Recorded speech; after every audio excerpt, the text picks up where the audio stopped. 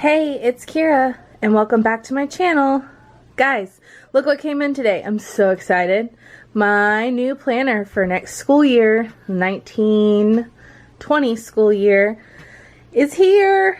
I've had the Erin Condren planner. I used it for a couple years, and then I went to a Happy Planner, and then I did digital planning for a little while, and I just missed that feeling of writing on paper. So this year I went ahead and got a Plum Paper Teacher Planner.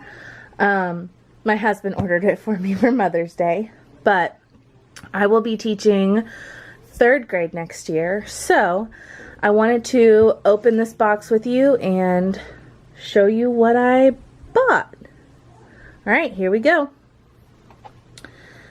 So it comes in this nice cardboard box. And you open it like this, and ta-da! Oh, it's so pretty. I'm so excited. So inside the box you have lots of bubble wrap. Let's open that. And there's the planner, and let's see. This is, alright, Plum Planner material. Water resistant, tear proof, rigid and sturdy. Try me. You also get the option to get your product free, and then all about your planner. Alright, but let's get into the good stuff.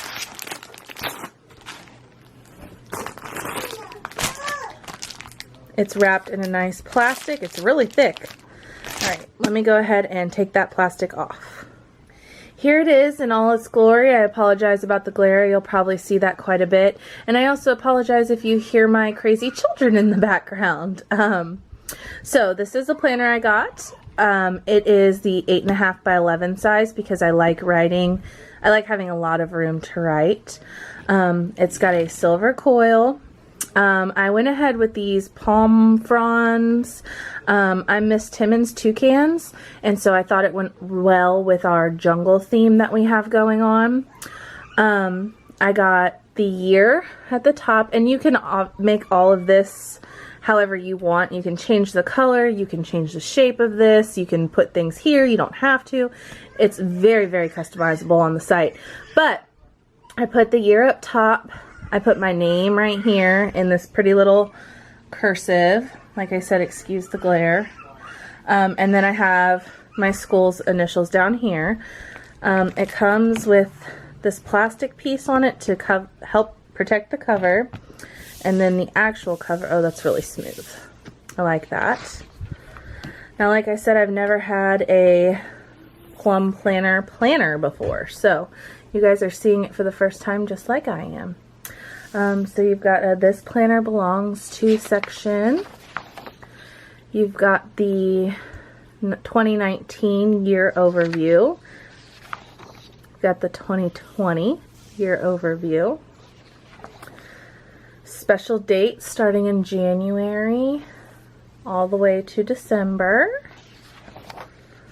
Ideas, plans, goals. A blank notes page, and then you start at June. So I went June to June, just so that I had enough. We don't start school until August, but we have professional developments and things that happen that you can attend during June and July, so I needed something for those. So you have these nice beautiful tabs. And then on there you have your monthly highlights, goal 1, 2, and 3, birthdays, events, and things to remember. Then a note page, and your monthly overview. Oh, I love this. This is so pretty. It even has the little next month here. And here is the weekly plans. Comes with a checklist. Now you can go in and you can change what this says up here and this, and also add in all your dates here, but I did, or your subjects here, but I didn't want to go ahead and do that because I don't have my exact schedule yet, and sometimes it changes. So weekly checklist and prep work in the corner there, and then a set of note pages, or a note page, and then you start July. And I'm pretty sure you do the same thing for each month: July, August, September, October, November, May, and then there's June again.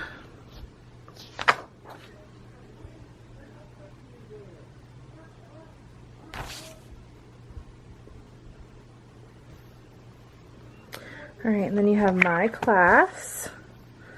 So you can make these all different. It depends on what you teach and what you choose. I chose the elementary one.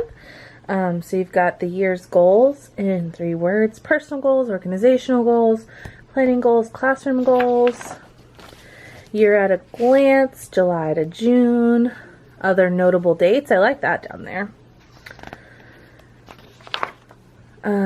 My class schedule, a seating chart, substitute information, which I won't leave this for sub, but it's nice just in case. You can make a copy of it. Student health information, field trips and special events, volunteer list, student birthdays, classroom resources, classroom expenses, parent communication. Now, I went ahead and added a set of parent communication for a couple extra dollars. I think it was like $2.25 or something. Don't quote me, but I think. So normally I think you get 2 or 3, but I went ahead and added more so that I can just keep all of my parent communication in here. Obviously, if I run out, I can make a copy or whatever I need to, but I'd like to, this year, instead of having a separate binder, have it all in here for me. Let's see. Then you've got student contacts, behavior log, which I probably won't use a ton,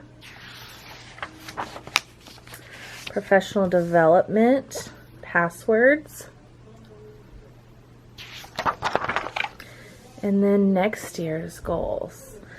The next section is checklists, and I also added checklists. I use checklists for everything from homework to grades. When we kind of do the ketchup and pickles type thing, I have those kiddos check and see what they're missing before they can pick their activity, and this is where I keep track of it. So I went ahead and added, I think it's 20, but 10 pages front and back of checklists. So this is all checklists, and I like that they have their own section back here.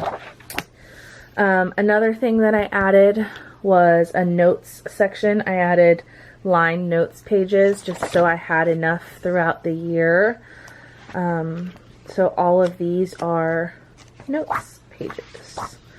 And then you have some dot pages.